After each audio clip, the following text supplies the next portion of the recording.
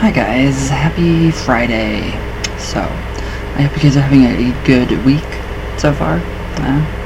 Still can't get over this, I cannot get over Tawny, Kitan.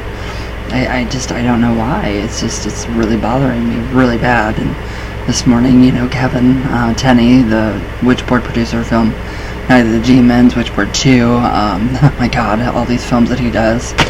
It was sad because it was, like a 30-year flashback of them then and then now. And it was just really, really emotional. And it was weird. It was really weird. I just kept looking. And it was just, I tried to watch the movie and I just started crying. And I realized that, wow, I lost. I don't know how people don't realize how important that film is and her to me for what I do with Ouija and everything. Sorry, guys. Probably medicine.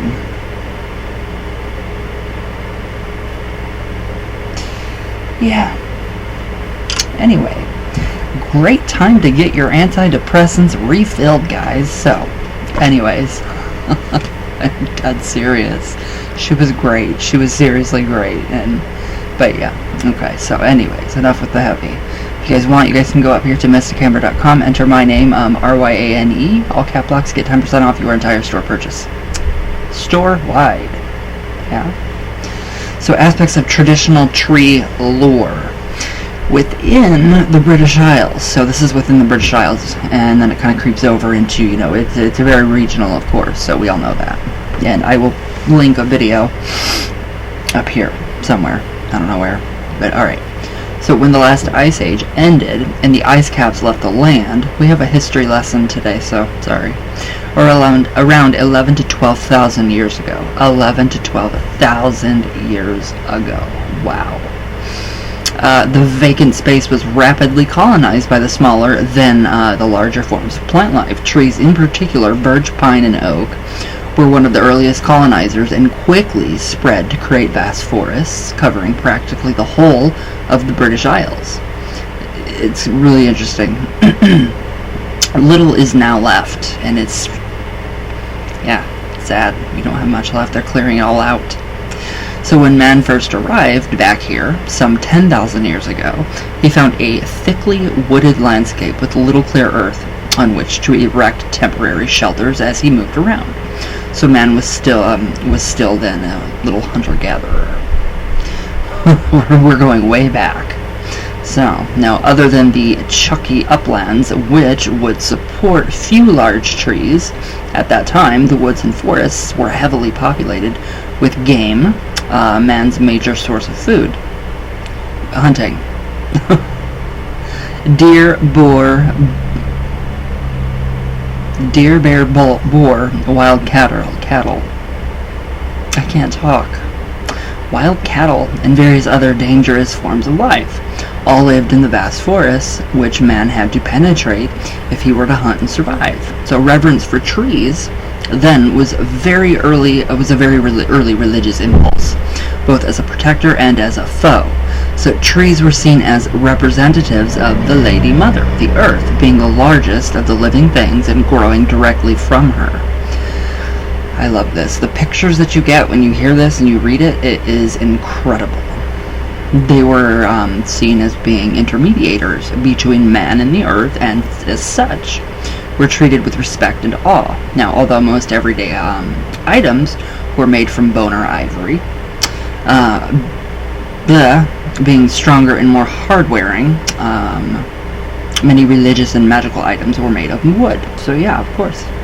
Now the reasons for this were and are various, the most important being that wood had a life and a spirit of its own. It could be seen to be alive all around, independent of any other living being, unlike boar, horn, or ivory. So one had a direct connection to the earth, the land, the center of the magical and religious devotion. So really interesting how it focuses on the first religious impulse is to pay your reverence, your respects to a tree. Animism. So, very good. Where'd I go? Where did I go? There I am. Then and now, to the true crafter. So yeah, I mean, of course it is. It's going to be, you know, wood it's really, really good, obviously, for us, for what we do. And, you know, it's just, I don't know, I've always had an affinity for all kinds of wood, especially ash. I don't know why. I'm so, like, attracted to the ash tree. It's just beautiful. Alright, now, the leader of the tribe or clan was also very often the religious or spiritual leader, and his or her ceremonial trappings had to be seen to be both impressive and powerful. So, the ceremonial staff or scepter, which later came to be the crafter's wand, was one of the most important of these items, and hence had to be fashioned from some innately powerful material wood. Yeah. Carving, perhaps incorporating the clan's totem or protective spirits, deities, and sacred signs could also further enhance this. So this tradition is continued today by modern practitioners of the craft. Yeah. I have my wand, and it's been fixed and charged, and it's, you know, it's got a hollow end, and it's, you know, it's got specific items in there, and then it's, you know, sealed with wax, and it was made, I think I made it from this book, from Treading the Mill. So I'm not 100% sure, but I do know that, yes, definitely. So it may surprise most people to learn that only 35 species of trees are actually native to the British Isles. Blackthorn and elder, which are actually classified as shrubs, didn't know that, bring the total up to 37. So the variety that we are used to seeing today would be completely alien to our ancestors. So that's the evolution of the craft. So amongst the indigenous number are amber, ash, aspen, beech, birch, blackthorn, box, cherry, crabapple. I have crabapple obviously here. Elder, elm, hawthorn, hazel, holly, hornbeam, juniper, lime, maple, oak, poplar, rowan, Scott pine, strawberry tree, white. What did I write there? White beam, wild service tree, willow, wych elm, and yew. W-Y-C-H, wych elm, and yew. So by the end of the Roman age in these isles, much of the forested areas had been cut down and turned into farm or moorland. Now in later centuries, many thousands and more acres were actually denuded. Yeah, until we have the situation today where only a fraction of the original percentage still remains. Yeah, so I mean, that's why, you know, I mean, sadly, you know, we did have a wild patch of land in our yard, and that was for the buka. And that's traditional for the buka. You keep, you know, the space for the wild one. And that's, you know, traditional in the craft, especially in Cornwall. But I mean, all over Britain, actually, I think it's pretty, yeah. In almost every, like, regional aspect of traditional craft. But yeah, sadly we had to mow down the wildland patch here, so it just sucks. But however, pockets of original wildwood remain here and there, and nature is very good at quickly reestablishing a presence if left to her own devices. So actually, yeah, it's, I mean, that little garden thing is starting to sprout back up. It's starting to get bigger.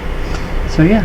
Now tree planting schemes are always gaining momentum, and there are moves to afoot to reestablish the great Caledonian forest of yore. Now trees were seen as having their own indwelling spirits, which were considered to be neuter, neither male or female, or both. So these are nothing like the modern concept of nature spirits, which have to do with Victorian romanticism. That's very true. No, these are not fairies. The tree spirits are not fairies at all. Totally different species of life form. It was a Victorian romanticism than anything else approaching fact. Now, in the early days, we were told these spirits, and perhaps trees themselves, were called the hooded ones. They're called the hooded ones. This surely came from the feeling of being watched by hidden things as the first hunters to walk the woods made their way through the near impenetrable growth of the dark forests. So yeah, it's more of a cover, I think. It's more of a cover, and it's very it feels very protective instead of frightening or anything like that, to me anyway. Now later the name became the Many-Eyed Ones. Where'd I go? I like that though. Where'd I go? The Many-Eyed Ones. Oh, possibly due to the fact that the tree spirits are capable of what we would call today of multitasking. Now these days the term generally given to the spirits of the trees is dryad. It is a dryad. And it's very interesting how dryads work and how they can split themselves off from the parent dryad and become inherent in another piece of wood. So we have dead wood, green wood, living wood, and we'll go into that in another in the next video. So now, although other specific terms are used within particular traditions other than dryads. So tomorrow we will go on to dryads. And it's just really interesting how, I mean, they can occupy, like my pine trees. I have a feeling that there's one dryad that occupies this giant slew, a giant L, literally, of pine trees. So it's really interesting. I wonder. Oh, that breeze feels wonderful. It feels excellent. So I just wonder how many dryads are actually, still there. The pieces of wood that we have for different objects, magical objects and workings. Are they, do they have, anything in them still? Who knows? Well, I do. Kinda. So I think I have an idea, a really good idea. And we will go on to that tomorrow, though. So what do you guys think about that, the whole dryad thing? What do you guys call them? But again, you cannot call them, they're not fairy folk. They are not fairy folk. They are completely different. And that's made very evident in that book. Very evident. And yeah, do not confuse the two. It is not polite to them. And I do not want to get on their bad terms.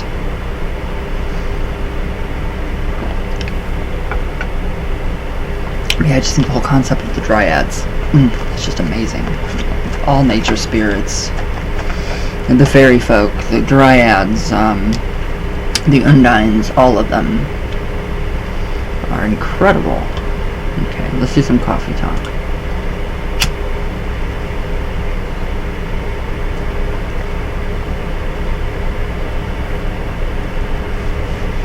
Pretty interesting stuff, isn't it? Pretty interesting stuff. I can't believe there were only 35 native trees to Britain. It's so strange. It really is. Alright, guys. Wow. Watch one thing about, Tawny and boom, everywhere. And it's so sad. It's really sad to see. Alright. Let's see here. What is going on in the YouTube world?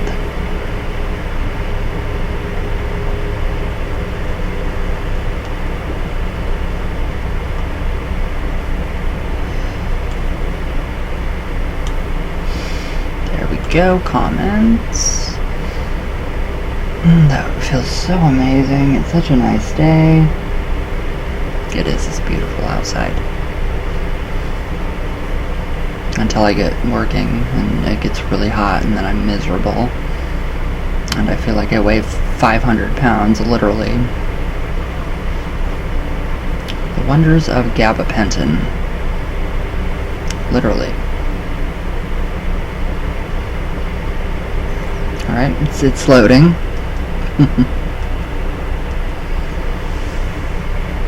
Come on.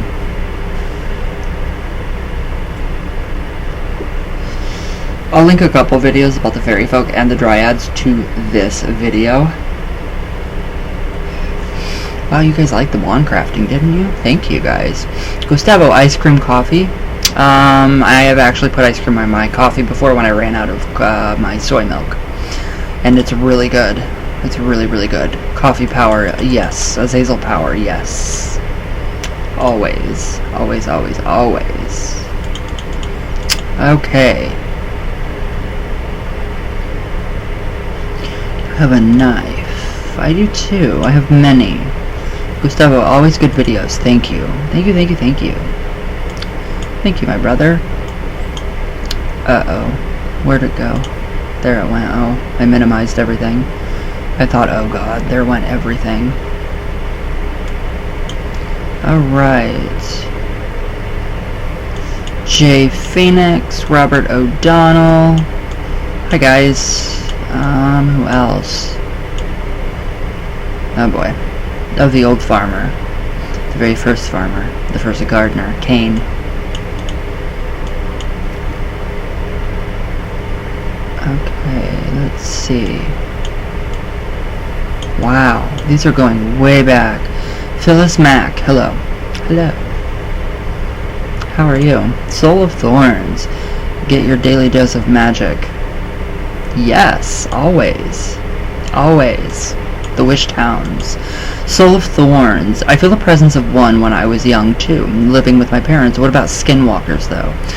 Yeah, those are just, I mean, I believe in skinwalkers, yeah, but that is like totally different traditional craft. We put different pelts of fur on us, and we dress ourselves and adorn ourselves with like torn masks, and we do ritual, and we actually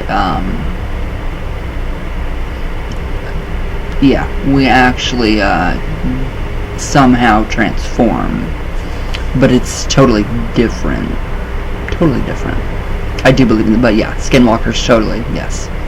But not in the sense of like, you know, what people might think about that. Alright. Lady Witch, hi. My Queen of Negativity. The Partial Sun, hi. Hi guys. Alright, yeah, this is like going crazy. I can't. Sasha Slaughter, holy crap, it's been forever. I can't. Cindy Miller, hi. Bluey? That's like a death sentence. Oh yeah, the Ouija. I'm gonna love that because I think that's hilarious. That is the funniest thing. No, that's not like a death sentence. That's completely not like a death sentence. People do not know anything about the board. Not many. Not many do. Not that person totally did not. Amy Lynn, your voice soothes me. Thank you. Jeremy McGuire, because God owes nothing to anybody. Bullshit. A rain check. Yeah, not my God. That's not my God. Sorry. Not Jehovah. Fuck Jehovah. Skyly Sullivan, Jasper Quinzel. Black, sorry. Hi Abby. Hi guys. Alright, wow. There are a lot. Oh, I minimized everything. What happened? There we go. Yeah, so, cool. We're good. But yeah, that's some pretty amazing comments. I mean, they're going all the way back from like 10 months. Almost a year. So that's good. I like. But alright guys. I will see you all tomorrow. I hope you guys have a great weekend. Yeah. And Gustavo and Lupe, your candle magic is going to be going tonight. So I love you guys with all my heart. All the way from Venus.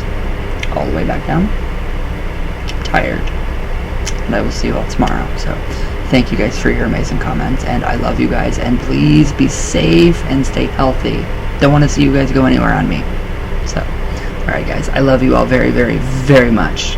And I'll see you guys tomorrow.